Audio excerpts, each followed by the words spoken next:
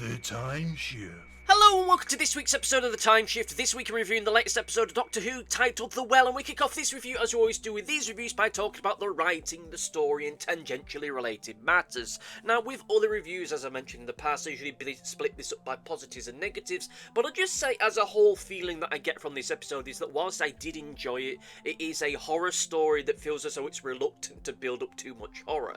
Yes, there are limits as what you can do with a series like this. This is still intended to be family viewing. This is still intended, even if it's not being distributed anymore, at around, your 6 o'clocks, your 7 o'clocks in the evenings, your tea time family kind of entertainment thing. So yes, there's limits of how grim and horrific you can make this, but even still, it kind of feels like this episode was actively avoiding building up too much horror, or alternatively didn't know quite how to execute that properly, but we'll discuss that shortly. I think that in fairness, this is probably pound for pound, I think, the strongest episode for me that we've had thus far this season, though I think that there is something of a recurring issue that I have with this series as a whole, where I think that the emotional core is either lacking or rather weak. It was stronger this week because of the simple fact that the character of Alice Fenley, played by Rose Ayling-Ellis, was such a compelling view, and we'll be talking about her performance later on in the performance section. And just the simple fact that her whole, character drama was just so easy to relate to, and I think that itself gave it the core that it needed, but maybe not quite the core that I think it needed for the end of this. Particularly when you get towards the end of the episode where you have the commander characters sacrificing themselves, and whilst that was an emotionally strong moment, it wasn't an emotionally powerful one, because that is a character I feel ultimately didn't get developed to the extent they really should have done.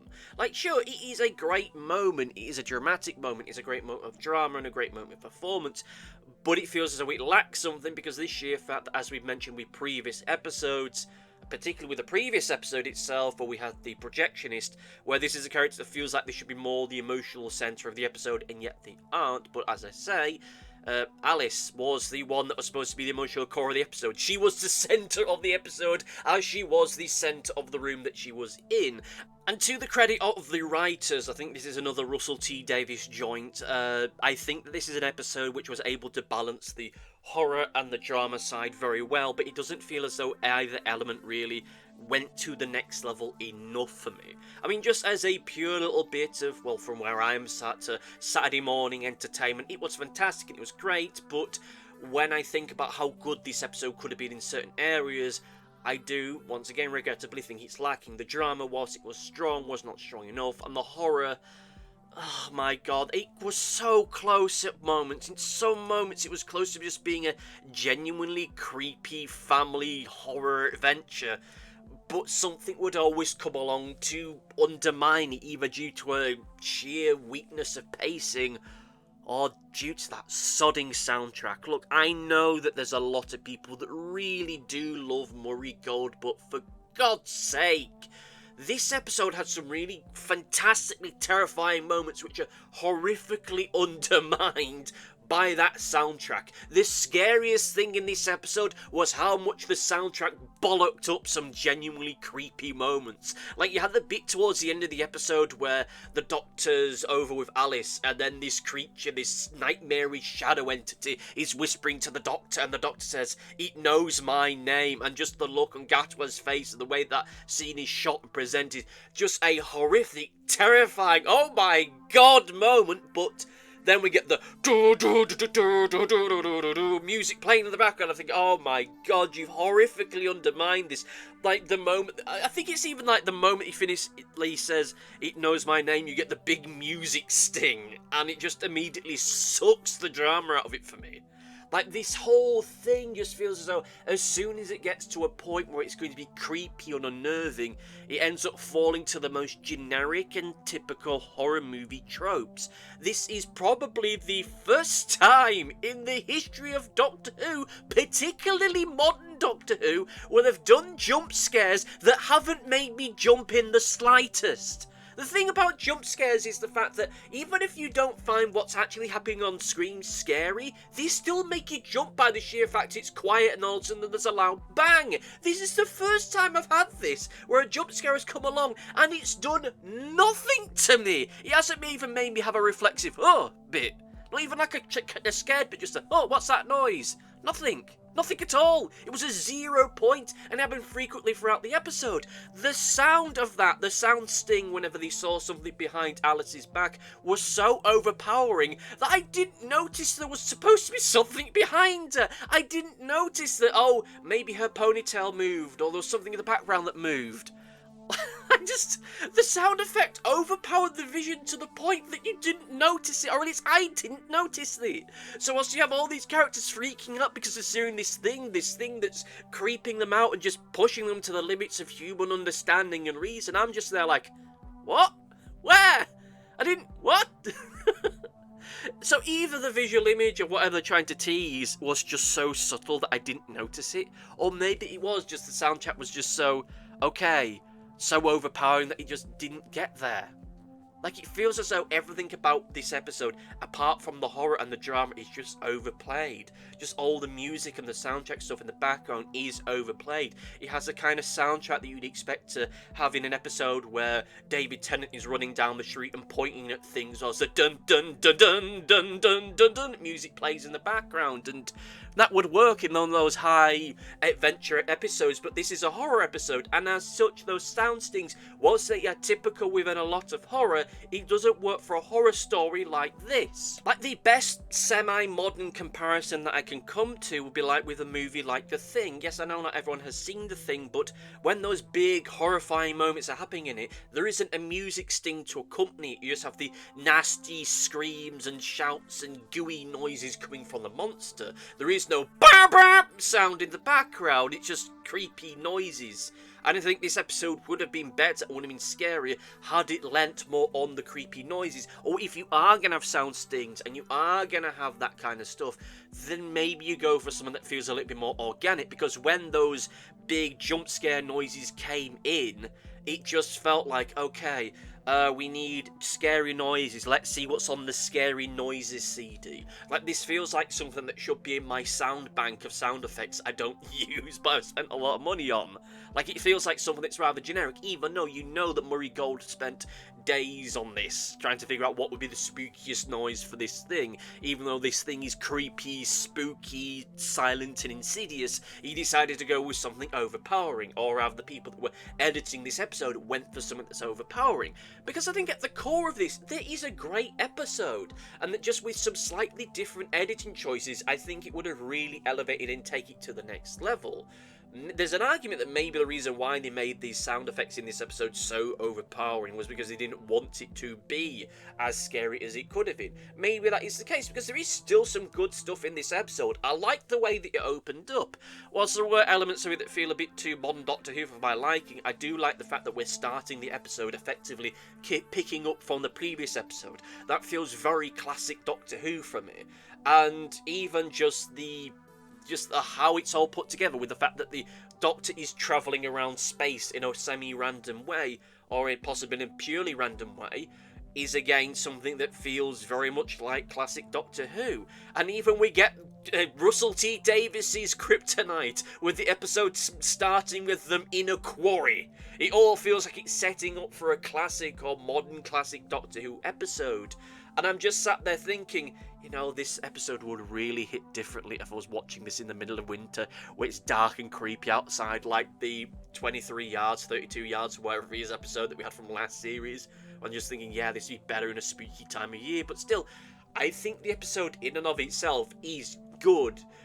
But I think that as a fan of horror, I think that it's undermined by the fact it's just a little bit overcooked in certain areas. I will lean on the horror side of things for a little bit longer, because I think that that's the thing that's the most visceral and the thing that's easier to feel. I think that the big thing of this episode was the fact that it was the overuse of the sound effects and the soundtrack, I think, that smothered a lot of the horror in this episode, because there are some wonderfully creepy images where you have the thing where the Doctor and them are looking at the CCTV footage, and first of all you get is just that chorus of them screaming, looking horrified by something, and they have no being able to deal with it. And then towards the end of the episode, where you get these slight flickers, these slight shots of this thing that's in the background, this like face or this creature, and that's really good. And I love stuff like that. That's the kind of insidious nastiness, this case of that.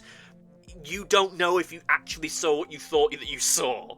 Like, that's something I think they should have lent into, because, hey, maybe towards the end of the episode, I didn't see this almost creepy, like, Ghostbusters monster thing in the background. Maybe it was just a trick of the light, or me seeing a reflection of my own spooky visage or something, but...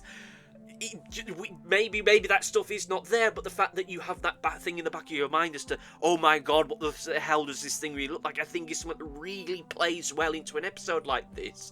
I just wish that he lent more into that rather than the pop horror, loud noises stuff. Because, like I say, the CCTV footage bit was great. And the bit where they actually get the isolated voice bit of the guy in the background screaming and shouting, giving the specific instructions, that itself was still creepy. I was worried that would take something away from that moment. It didn't, it enhanced it. As I said previously, the moment where it says the Doctor's name and the look of horror on Gatwa's face, thumbs up. The little shots that we get of it here and there, the moments where we do get the horrific thing happening and there is no loud shouty noise behind it, great, fantastic. The bit where they're going through the ruins of this mining facility and you just see everything smashed up and shattered about. You see the children's pictures on the wall, you see the smashed furniture and the smashed glass and all that stuff. Creepy and just really fantastic. And I love it. I love how this is all put together. And it comes very close to being a great little family-friendly, even if it's a little grimmer horror story. But it's undermined, like I say, by the soundtrack. The drama side of things, I think, is still good for what it is worth. But I think that, as I've said previously, like with the previous episodes, it doesn't really do enough to elevate those side characters, to make it feel as though you have a greater vested interest with them. With Alice, you get that because her main fear is so that she can get home to her child, to get home to her daughter, I think she said, and that's something that's easy relatable to and easy to connect to. The rest of the cast don't really have that. The closest thing you get with that is the commander, but you don't get much of a development of them. You know that they're from a very difficult to live on planet. Towards the end of the episode, you get the flashes of them trying to run to save the day, but you never really get a sense of them as a person. Like, if it was a case of that you got an understanding that over the course of this episode that maybe they start out as a generic Doctor Who military person, but as time goes by you realise that there's something more there, and there's more of a heart to them, there's more of a grim sense of duty. They don't want to be doing the things that they're doing, but they feel they have to in order to help people, and then by the end of the episode, when they have to sacrifice themselves, you then get the feeling of, okay, works fantastically well, works great, thumbs up. But you don't quite get that because the character is insufficiently developed for my liking. And I think that, again, with an episode like this, it lends down to the fact I think that too much of the time was just spent not really building the horror. Like, we have that moment midway through the episode where Cassio, I think the name is, decides to become the new commander and he gets pretty much everyone killed. Like that, I don't think we needed a moment like that because that was just so cartoonishly silly that I think it took away from a lot of the horror that was going on there. Had this been a creature that's just slowly just taking people out one by one, I think that would have been a lot more interesting, but in the end we didn't quite get that, and we got that very overrun scene that feels just more cartoonish, more silly, more over the top. I suppose this is our proxy for the moment where Jason Voorhees or whomever would be chopping people in the head in some great orgy of violence, but in here it's just people getting thrown about like they're doing gymnastics. As I've said previously, yes, this is a family horror episode, so you can't get too grim, but at the very least, you could have them just crashing into a few things to make it look a little bit more brutal.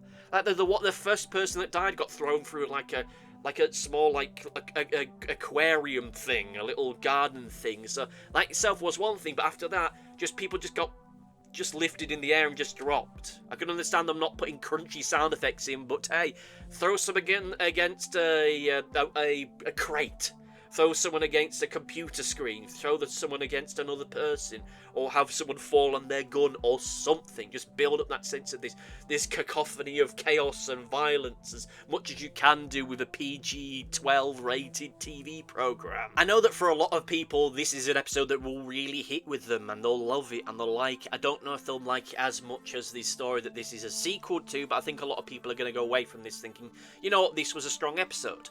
You're also getting a lot of people bitching and moaning for the fact there was a deaf character in it, but hey ho, that's just the landscape of modern broadcasting, it seems. I think the episode itself is good, and by the end of it I did like it, but there's still this part of me in the back of my head that's thinking, this could have been so much better if you just changed this thing or that thing, or you focused on this thing or that thing, or hey, you just went with a different soundtrack. Like, as I've mentioned well in the past, I'm not a fan of Murray Gold. I don't like his soundtracks. But at the very least, when he makes something that's great, it is great. When he makes something that's good, it is good.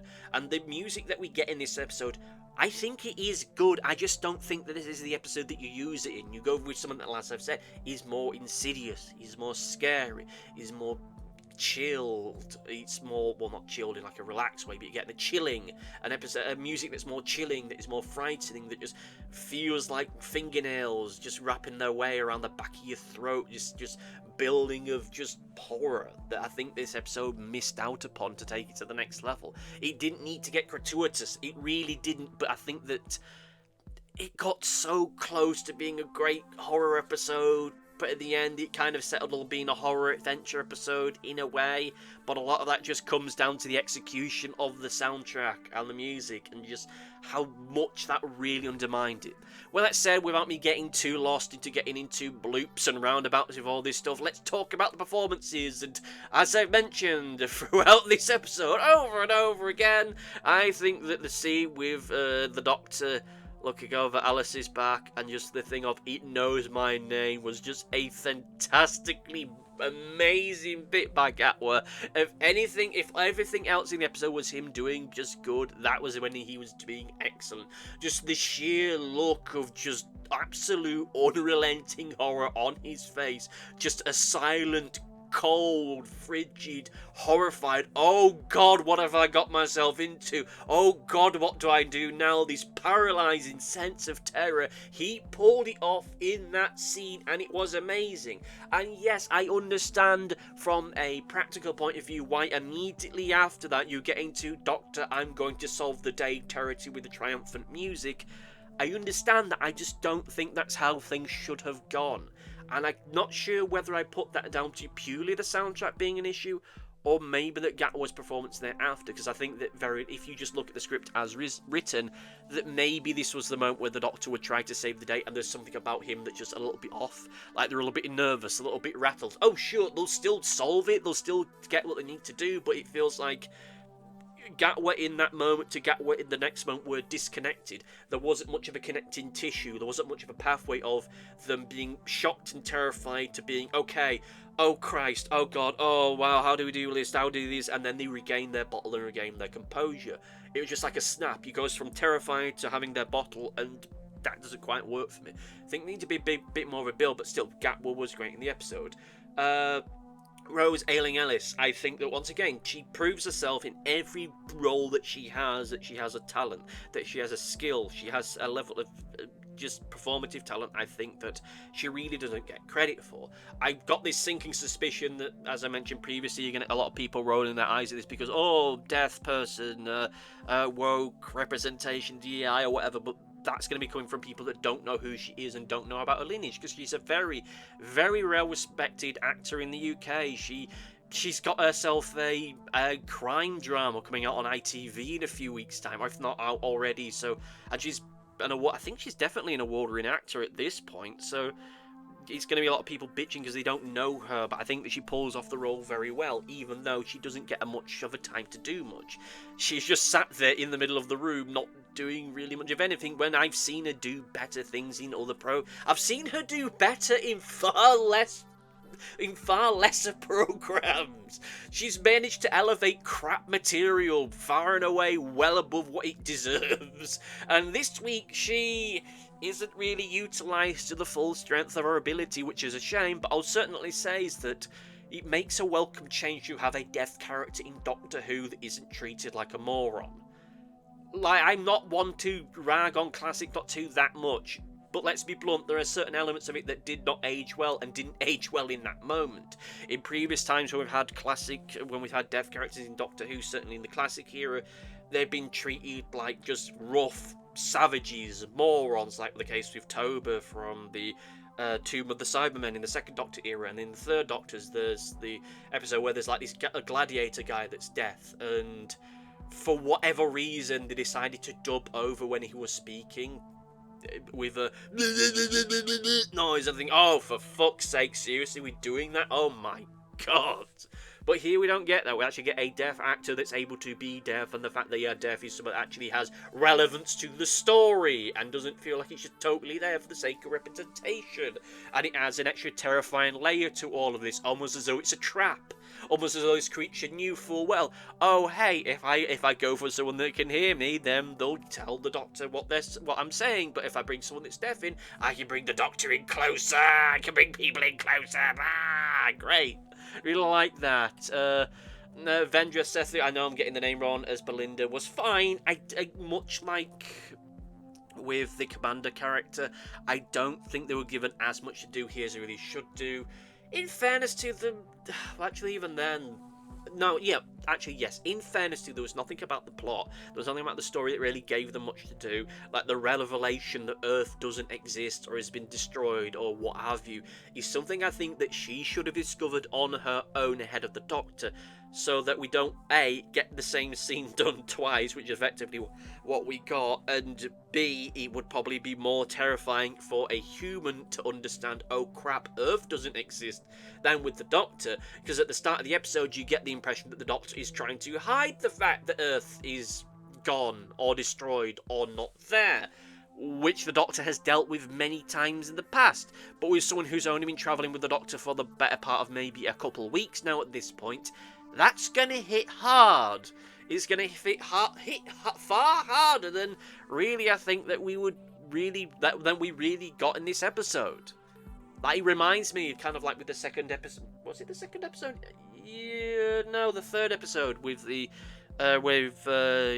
Christopher Eccleston, where they're watching the Earth get absorbed by the sun. You get the moment where Rose realises that yes, humanity at this point is pretty much extinct and they're all gone, and that at this point Earth has to go, and the Doctor can't really save the planet because that's not really what he does.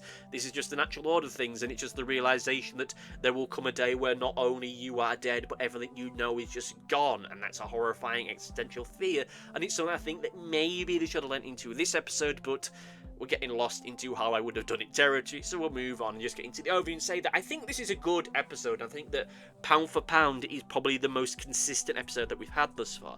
I think that I liked the episode more, even though I still had issues with that, because I think that the last episode had a little bit more to talk about within the DNA and just the weaving and the fabric of the episode itself. This is a good horror story, but I think it's let down by sloppy execution due to the fact that I just purely think that a lot of the soundtrack doesn't work. It's good soundtrack in and of itself. In another episode it would be inspiring and thrilling and triumphant, but in an episode like this where so much of it is about mood and feeling, it just doesn't land for me, and I think it undermines more so than it ever enhances. With that said and done, however, let's get into Comment Corner! It's time for Comment Corner, reading your comments from the previous time shift video, which was a review of Lux. Probably, I think, will end up being regarded as the best episode of the Russell T Davies Mark II era, even if I personally don't necessarily think that it is, but it certainly is a strong one. We got a comment from Big X1 who says, "This is my favourite episode in years. Thank you for your comments." And it's a short one, and I'm happy that you liked the episode as much as you did. A lot of people really love that one. Maybe not reflective in the viewing figures, but as we've established in the past, maybe the BBC isn't counting all their viewing figures, which would sound odd, but seems like there's like 19 hours missing in their data. Or maybe it's there, I don't know. And I'm not going to argue viewing figures because I think, well, it's not really relevant to what we do here. We argue the quality of the episodes they're in, not anything else that's connected to stuff that's doesn't have much of a bearing on the content of the episode itself. But anyway, thank you all for listening. Let me know what you thought about this particular episode in the comment section down below. Thank you all for listening, and see you next time. Goodbye! Thanks for watching. Be sure to like, favourite, subscribe, click the bell, and do all the YouTubey stuff that YouTube wants you to do. Go on, it'll do me a power of good. Until next time, my friends, goodbye!